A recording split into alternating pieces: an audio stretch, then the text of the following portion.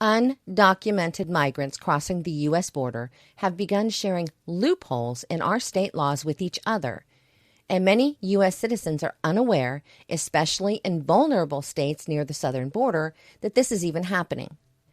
The surge in recent squatter incidents has left many property owners feeling powerless, as certain laws protect squatters without considering the adverse effects on property owners. In addition to the frustration, heightened stress, and financial burden caused by unauthorized occupancy, the eviction process can become protracted if it is not handled correctly. Imagine going on vacation for 2 weeks and you come back to find a squatter in your home. In most states, you legally have no right to remove them without going to court. Or you have a vacation property or an SHTF bug-out property. You visit it once a month or so, you pull up to your property only to discover there's a group of squatters now living on your land. And if you try to remove them, you will be the one facing jail time.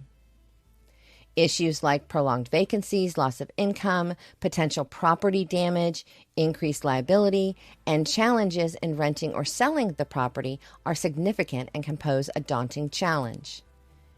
If you are a property owner contending with squatters on your property, it's crucial to emphasize the importance of swift action. So let's look at lawful methods for dealing with squatters to regain possession of your property, as well as some state laws I will interject that may help or hinder your ability to remove squatters in any reasonable amount of time. First, the definition of a squatter.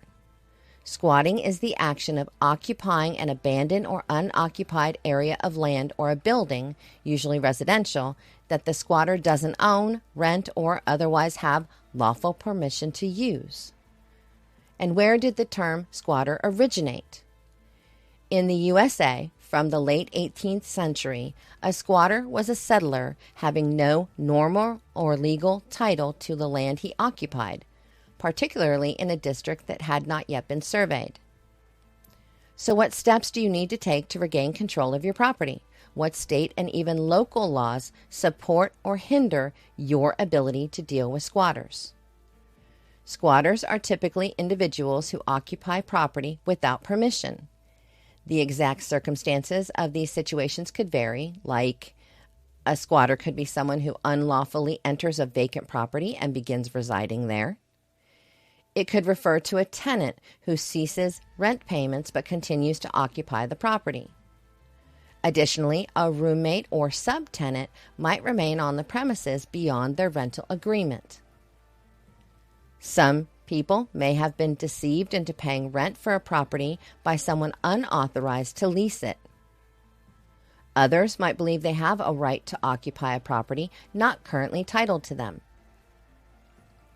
While these individuals might be perceived as trespassers, the legal distinctions between squatters and trespassers highlight significant differences. Squatter versus trespasser. While the definitions of squatter and trespasser may appear closely aligned, a legal distinction exists between the two. However, pinpointing the precise difference in practice can pose challenges. In both scenarios, the individual is unlawfully present on a property without authorization. Trespassing typically denotes a short-term situation where the person has no intention of prolonged stay. Trespassers do not assert ownership claims and often have immediate, temporary motives. Alternatively, squatters typically seek to establish ownership or claim they have long-term permission to occupy the property. The differentiation between a trespasser and a squatter may hinge on the squatter's endeavor to register the address as their own on official documents like utility or phone bills. Frequently, squatters aim to reside in a location for an extended duration without fulfilling any rental obligations or facing accountability. While law enforcement can remove trespassers and pursue criminal charges against them, squatters have to be addressed according to a distinct set of regulations. So, why is there such a differentiation despite the similarities between these two groups? This divergence stems from the existence of squatters' rights, which necessitates careful consideration to avoid infringing upon their habitation rights when seeking to remove them from your property. Squatters' right, an existing legal concept. Whether self-acknowledged or identified as squatters by law enforcement, people occupying a property without permission can remain until formal eviction procedures are initiated. Despite lacking explicit authorization from the landlord, squatters must undergo eviction proceedings similar to tenants to be lawfully removed. Failure to address squatters promptly may even result in their potential claim of legal possession through a legal doctrine known as adverse possession, which is a concept we'll cover in this video as well. So how to remove squatters, a step-by-step guide. Now that you're aware of the potential impact squatters can have on your property, it's evident that prompt action is essential to gain control. So let's look into the process of removing them. Please note the eviction procedure and the definition of squattings can vary depending on your city, region, and state. Always consult local regulations before proceeding with a specific course of action. In many instances, individuals may assert residency by having utilities or bills addressed to the property in their name to be classified as squatters. Squatting is typically considered a civil matter. California. Squatters can claim property after having lived on it continuously for 5 years. During this time, the trespassing person must have paid property taxes. They also need to make improvements on the property, and the owner has to know they are there without trying to conceal their presence. The owner must not have to try to evict them either. Contact law enforcement immediately. Upon discovering an individual on your property, promptly contact law enforcement. They will assess whether the individual is a trespasser or a squatter. If they're deemed a trespasser, the police will handle it as a criminal matter and facilitate their removal. However, if they're identified as a squatter, further legal steps will be necessary. Expect the police to request proof of property ownership and to engage in dialogue with the squatter to ascertain their status. Exercise patience if law enforcement does not immediately remove the individual. While waiting can definitely be challenging, it's imperative to adhere to due process. Maintain your composure, attentively heed the officer's instructions, and meticulously document all interactions and events. By calling the police and obtaining a case number, you have completed a very important step in proving the squatter is indeed squatting. Florida. Understanding the need for immediate action with the surge in squatters happening, the Florida legislature has passed a new law weeks ago. When this law goes into effect, it authorizes property owners to request action by the sheriff's office to immediately remove squatters from your home. Begin the eviction process with a notice. If it's determined that the person should be treated as a squatter, you'll need to start the eviction process. The process for serving an eviction to a squatter is really similar to any other eviction process. You'll need to work through the following steps according to your state's specific guideline and regulations. Send an eviction notice. Wait the required amount of time. If the squatter doesn't leave, file for eviction in your local court. Wait for the court to serve the documents. Show up in the court to defend your position. Receive a judgment. Use the judgment to enforce your ownership via the local sheriff.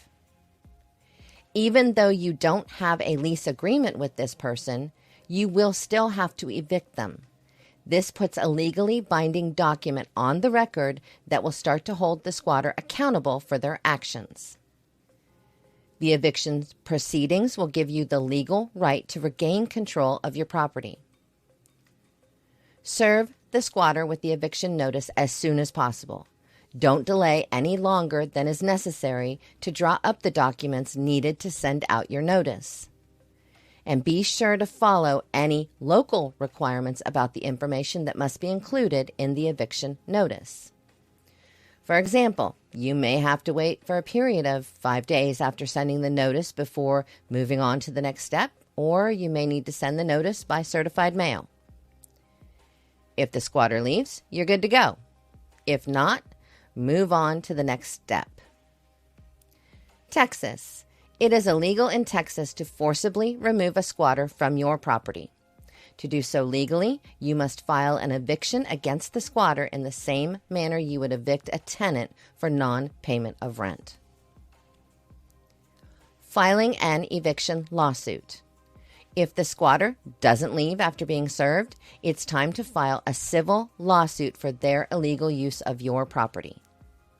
Check your state and local laws for details on which court you must file with and what information you'll need to present. Prepare this documentation as well as any other useful evidence of your case before you attend your court hearing. You will have to attend an eviction court hearing. The judge will determine the outcome of this issue. Due to the illegal nature of the squatter's habitation of your property, you will likely receive a judgment allowing you to get rid of them. New York. In New York, squatters have rights after 30 days.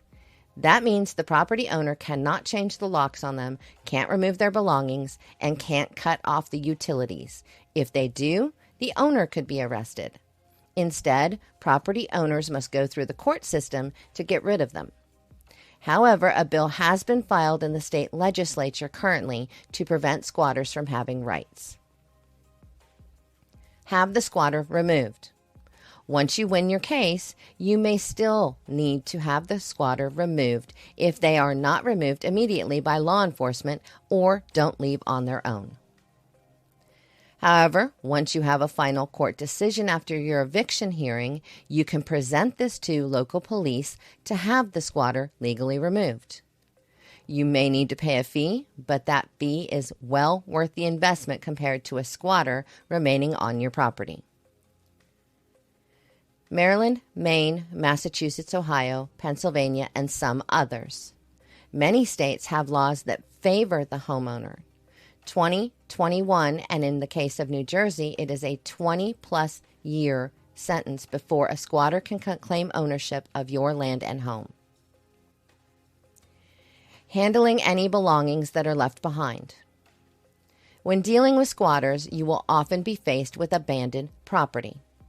And it may be tempting to dump or sell the items immediately, but you may not be legally allowed to do so. Research your local laws about the abandoned property and what you're supposed to do with it. Many states will require you to keep it for a set period of time. Afterward, you may need to file a small claim court case against the squatters to have the costs of doing so reimbursed. No matter what you do, make sure you follow the local laws when dealing with squatters. Never use force or threats, though it may be super tempting to try to handle the situation yourself. Rely on the local government to help you get your property back. In many states, turning off the utilities, changing the locks, or any other action to make the home unlivable can be cause for you to face fines or jail time. The good news is, in most states, property taxes must be paid by the squatter in order for them to attempt to lay claim. At a minimum, the squatters must pay the taxes for 5 to 7 years currently in places like Arkansas, Montana, Tennessee, and Utah, and on the opposite side of the spectrum, all the way to 30 years in New Jersey. Consider offering financial incentives. Although many landlords opt for the eviction process when dealing with tenants who overstay their welcome and transition into squatters, an alternative approach involves offering a financial settlement. Some squatters may agree to vacate the premises upon receiving a lump sum payment. While this method may seem more cost-effective than pursuing eviction, it comes with inherent risks. If you choose to explore this option, it's crucial to draft comprehensive contracts and seek guidance from local landlord-tenant legal services to ensure that your actions comply with relevant laws and are legally binding. What not to do with squatters. Do not attempt to remove the squatters yourself, as this action can result in significant fines or even imprisonment. Engaging in forcible removal of squatters, also known as self-eviction, is illegal. Avoid changing the locks, disconnecting utilities, or employing any other tactics to render the property uninhabitable for squatters. Just as it's illegal to use these methods to compel a tenant to vacate your property, it is equally illegal to employ them against squatters. Never resort to threatening physical violence or engaging in verbal attacks against squatters. This behavior can escalate the situation and lead to more severe repercussions for you and your business or property. The risks of doing nothing. Risk number 1, you will lose money and possibly ownership of your property if you do nothing. Risk number 2, your property will most likely be damaged. Property damage occurs in most squatter situations. Broken windows, worn out appliances, to holes in the drywall. There is a huge range of damage that could occur. The full scope of damage caused by squatters varies by situations, and it's impossible to predict what those costs may be.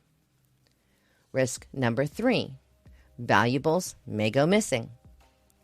Some damages are beyond what can easily be repaired.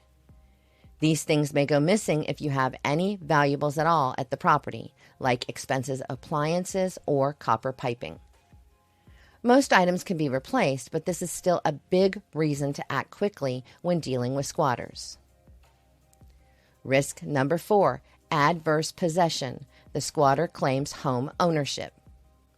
In extreme cases, the squatters might be able to claim ownership through adverse possession if you let them stay there long enough.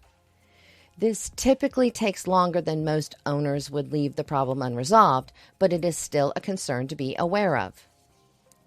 Adverse possession is a type of property transfer that can occur when someone who does not own a property notoriously and openly occupies it long enough for it to become theirs. Adverse possession laws in most states require specific stipulations to be met in order for squatters to have a valid challenge to property ownership. You must check your own state's laws. If you haven't checked them recently, do so now.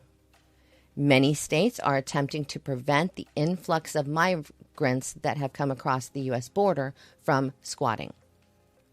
In the meantime, the migrants are sharing squatter rights information with each other, so this will be a race to see if the laws get passed before the squatting becomes an epidemic. Don't take the law into your own hands. Do things by the book, because in most states, they have more rights in this case, and they know it. All right, let me know your thoughts in the comments. You know I love to hear from you. And check out this video YouTube has chosen for you to watch next based on your watch history.